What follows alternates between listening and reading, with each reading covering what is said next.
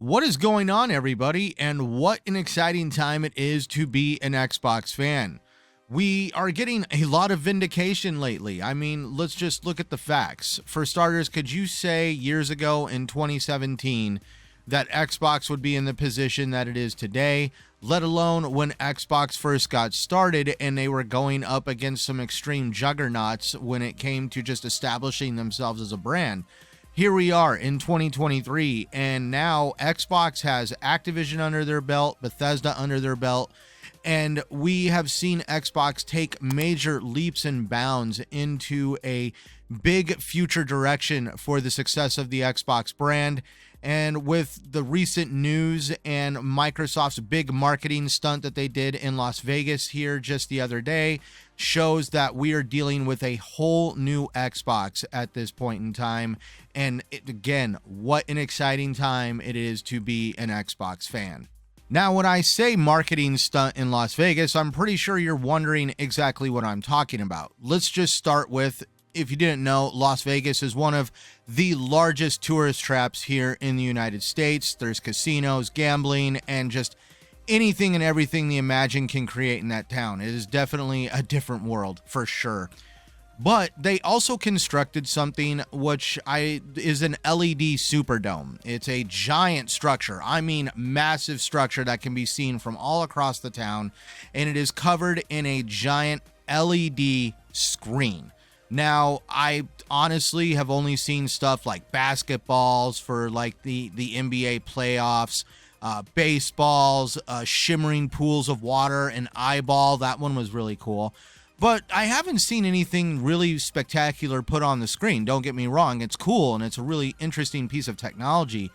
But just the other day, some fans of Xbox were able to record that Xbox decided to purchase an ad on this thing, and it was actually one of the more cooler advertisements that I've seen take place on it, with a giant rotating Xbox logo that opened up into some doors with a Starfield ship taking off, going into a Forza Motorsport advertisement with a car driving down the road.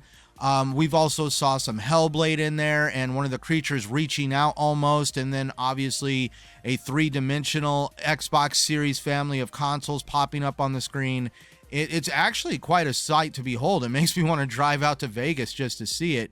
But now this just kind of goes into a direction like we all remember in the past when Sony went out and wrapped a subway car for Spider-Man. We've also seen some Spider-Man 2 advertisements in Sydney, Australia, where they have like a truck tipped on the front end and there's like webbing all around it.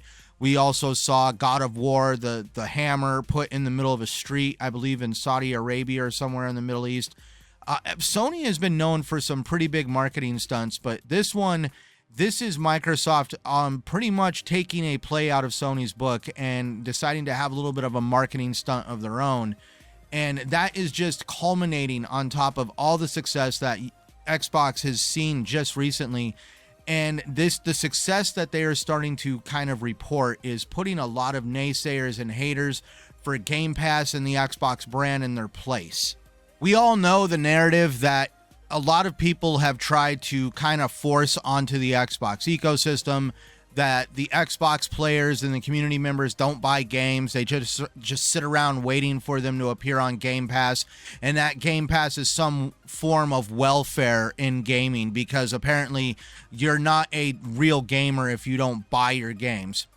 And so they've always tried to have this little bit of a narrative coming from a very large vocal minority of the gaming community on social media that really Game Pass is just extremely detrimental to the gaming industry.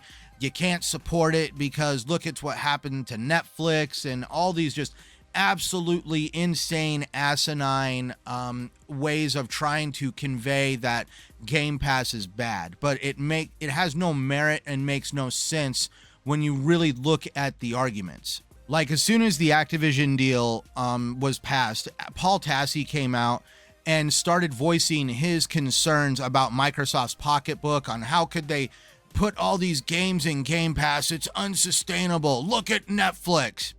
All right, so let's look at Netflix, a company that used to actually deliver physical media in the mail to people, and then they grew into streaming.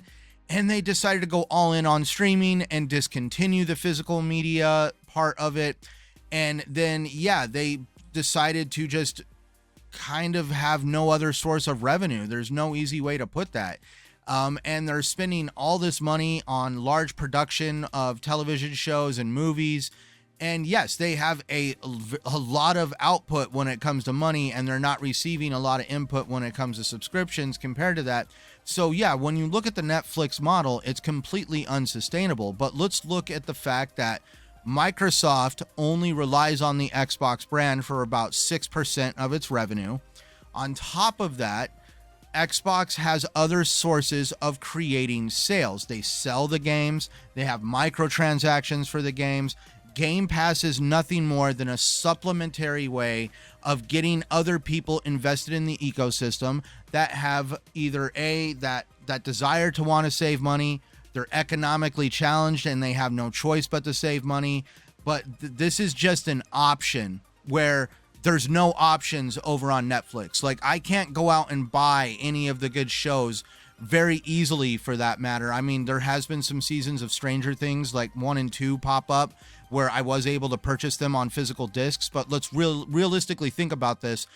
There is a large problem in streaming services today from movies and entertainment that they're not putting any of these shows on any other platform and no way to actually purchase them, which means you only get them if you subscribe.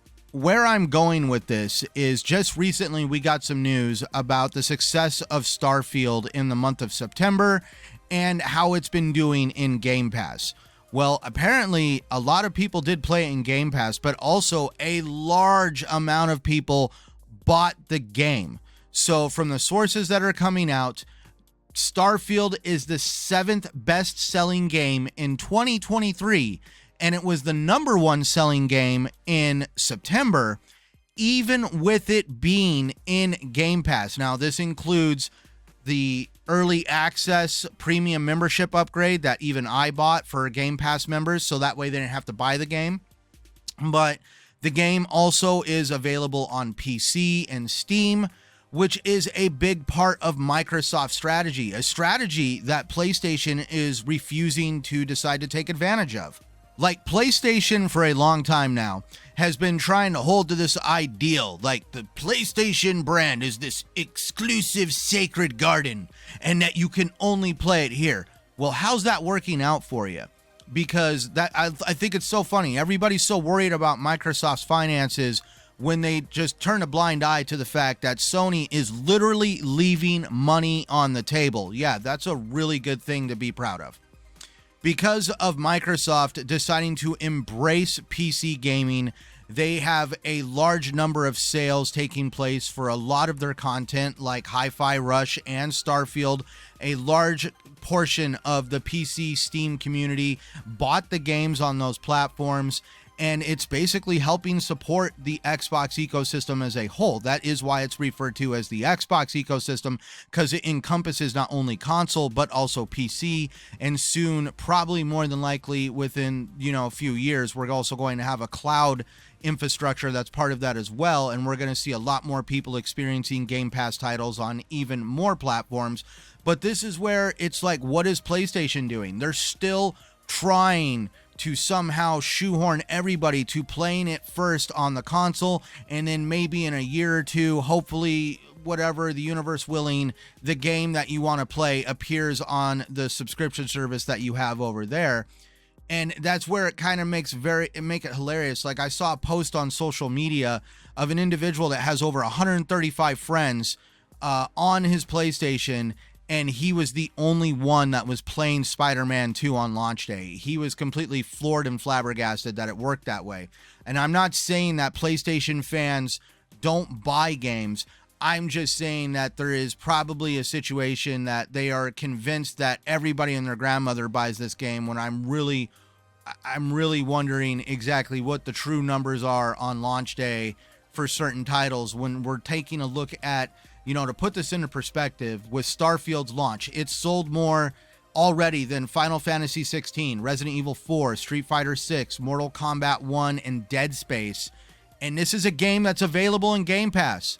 So why are we all worried about Microsoft's pocketbook? Why are we worried about, do people buy games if they're in Game Pass?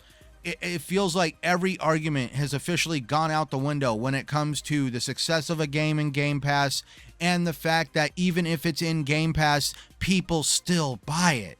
So now here we are, we're just going to sit back and wait and see what happens towards the end of the year. Is with all the success that Starfield is having, is it going to help them get into that Game of the Year slot at the Video Game Awards that take place in December? And I mean, all we can do now is just sit back and see what happens. But it is now great to see that Xbox at this point is taking some major strides in creating a bigger, more desirable brand that's going to appeal to even a larger demographic of consumers, and they are going to grow the brand exponentially, and ABK is going to facilitate an even larger amount of growth for the ecosystem. So that is where, in closing and in the beginning of this video, I say what a time, what an exciting time it is to be an Xbox fan. So everybody, that does it for today's video. If you enjoyed the content and you like listening to what I deliver, please like, subscribe, comment down below, all that fun stuff that YouTube likes to see to help my channel grow and stimulate the algorithm. Also, on the end card of this video, please check out my latest video, explore my channel, and check out the playlist there. And as always, everybody, thank you for tuning in and watching. And always remember to just play the games you prefer on the platform you enjoy.